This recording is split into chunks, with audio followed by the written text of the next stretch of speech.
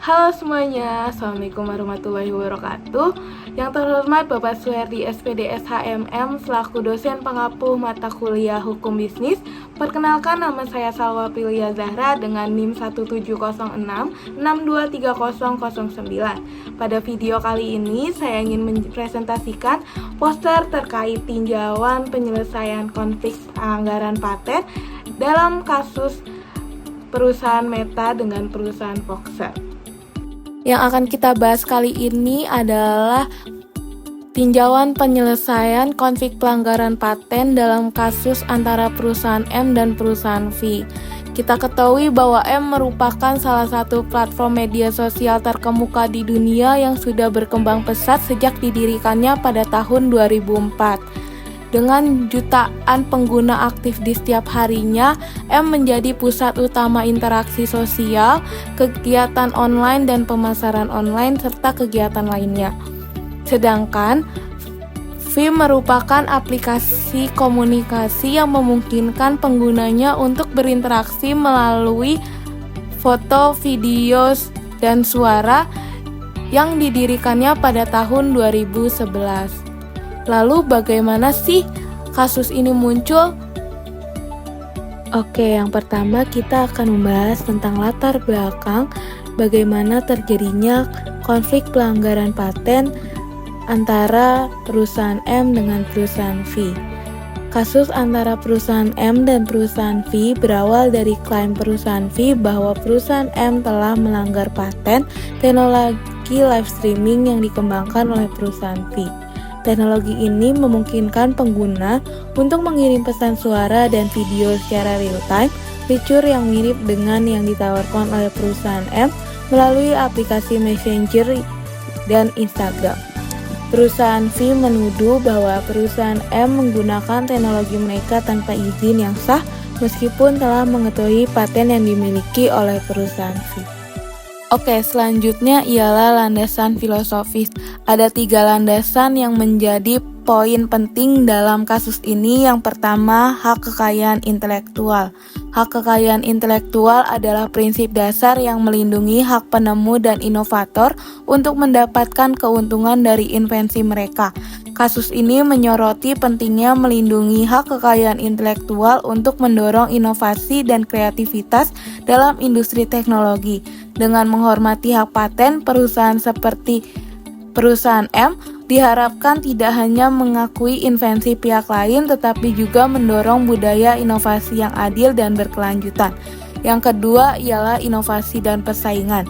Inovasi merupakan motor penggerak utama perkembangan teknologi, namun harus terjadi dalam konteks persaingan yang sehat dan adil. Kasus ini menekankan pentingnya menjaga persaingan yang adil dengan menghormati hak paten, sehingga perusahaan besar tidak mengeksploitasi posisi dominan mereka untuk kepentingan yang tidak etis. Yang ketiga, keadilan dan keseimbangan. Landasan filosofis ini menegaskan prinsip keadilan dan keseimbangan dalam penyelesaian sengketa hukum, termasuk kasus pelanggaran paten antara M dan V. Pengadilan diharapkan memberikan putusan yang adil berdasarkan fakta dan hukum yang berlaku, memastikan bahwa hak-hak pemegang paten dihargai dan dilindungi tanpa terkecuali. Oke, selanjutnya ialah landasan sosiologis. Pada landasan ini ada 3 poin penting yang akan kita bahas. Yang pertama, ketimpangan kekuatan. Analisis sosiologis kasus ini menyoroti ketimpangan kekuatan antara perusahaan besar dan perusahaan kecil dan perlunya perlindungan hukum yang efektif untuk menyeimbangkan keadaan tersebut. Perusahaan kecil seperti perusahaan V juga harus memiliki akses yang sama dalam melindungi hak kekayaan intelektual tanpa terhalang oleh ketidakseimbangan sumber daya. Yang kedua, akses dan keterjangkauan teknologi.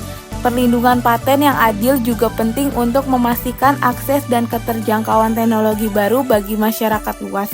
Dengan memastikan penegakan hukum yang tepat terhadap pelanggaran paten, inovasi dapat tersebar dan memberikan manfaat ekonomi serta sosial yang lebih merata. Yang ketiga, etika bisnis dan tanggung jawab perusahaan. Prinsip etika bisnis dan tanggung jawab perusahaan menjadi titik penting dalam hal ini, di mana perusahaan besar seperti M diharapkan menjalankan bisnis mereka dengan integritas dan menghormati hak kekayaan intelektual pihak lain. Kontribusi perusahaan pada ekosistem bisnis yang adil dan berkelanjutan harus didasarkan pada standar etika yang tinggi dan kepatuhan pada aturan hukum yang berlaku. Dalam penyelesaian konflik pelanggaran paten antara perusahaan M dan perusahaan V, diatur oleh dasar hukum yaitu United States Code Title 35 yang dimana berisi segala hal tentang paten dan pelanggaran paten. Oke, selanjutnya adalah kronologi terjadinya kasus pelanggaran paten yang dilakukan oleh perusahaan M dan perusahaan V.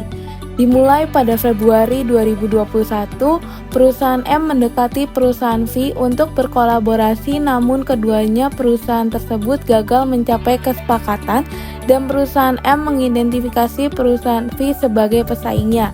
Lalu, pada Agustus 2021, perusahaan VIP LLC mengajukan gugatan terhadap perusahaan M di Pengadilan Distrik Timur Texas dengan tuduhan pelanggaran paten terkait teknologi komunikasi suara real-time.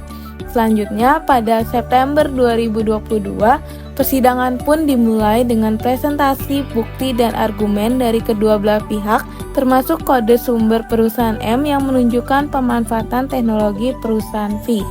Lalu terakhir, per Februari 2023, juri di Pengadilan Federal Texas menyimpulkan bahwa perusahaan M bersalah atas pelanggaran 2 paten live streaming tersebut. Selanjutnya, pasal yang berlaku dalam kasus ini. Ada beberapa pasal yang berlaku dan ditetapkan untuk menangani kasus ini. Yang pertama, US Code 35 Section 251 tentang infringement of patent, di mana dalam Section 251 ada 3 ayat yang dipilih. Yang pertama 251A, di mana pasal ini menjelaskan tentang pelanggaran langsung yang terjadi ketika seseorang atau entitas membuat, menggunakan, menjual, atau menawarkan untuk menjual produk atau proses yang dipatenkan di Amerika Serikat tanpa izin dari pemegang paten. Yang kedua ada Section 251B, yang dimana pasal ini mencakup pelanggaran tidak langsung, yaitu ketika seseorang atau entitas mendorong atau menghasut pihak lain untuk melanggar paten.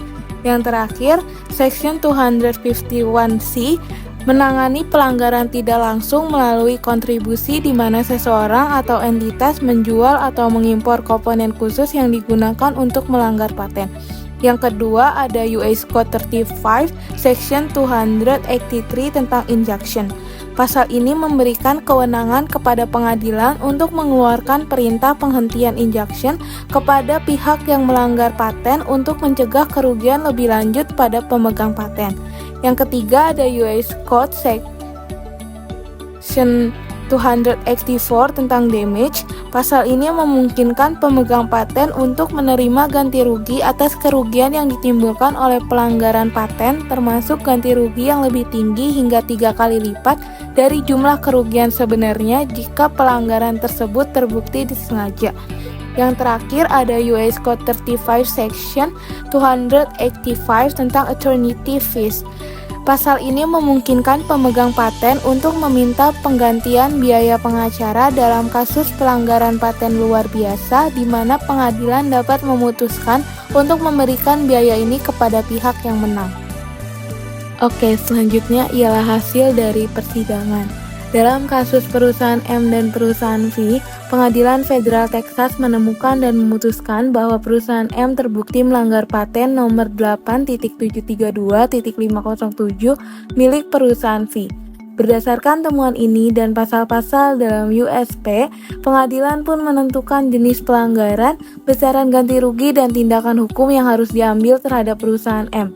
Keputusan ini mencakup perintah untuk perusahaan M membayar ganti rugi sebesar $174.530.785 kepada perusahaan V sebagai kompensasi atas pelanggaran paten yang dilakukan oleh perusahaan M. Yang terakhir adalah Kesimpulan dan saran yang dapat diambil dari konflik pelanggaran paten antara perusahaan M dan perusahaan V.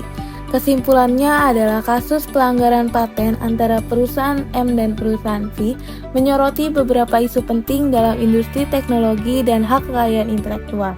Dalam kasus ini, perusahaan V mengklaim bahwa perusahaan M telah melanggar paten teknologi komunikasi mereka dan pengadilan memutuskan bahwa perusahaan M bersalah melanggar paten perusahaan V, yang dimana hal tersebut menunjukkan bahwa perlindungan paten masih memiliki kekuatan hukum yang signifikan.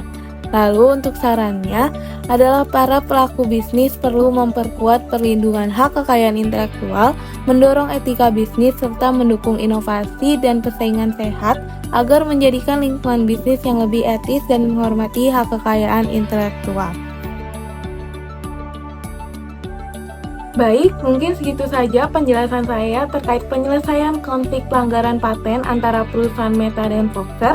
Kurang lebihnya mohon maaf. Wassalamualaikum warahmatullahi wabarakatuh. Bye-bye.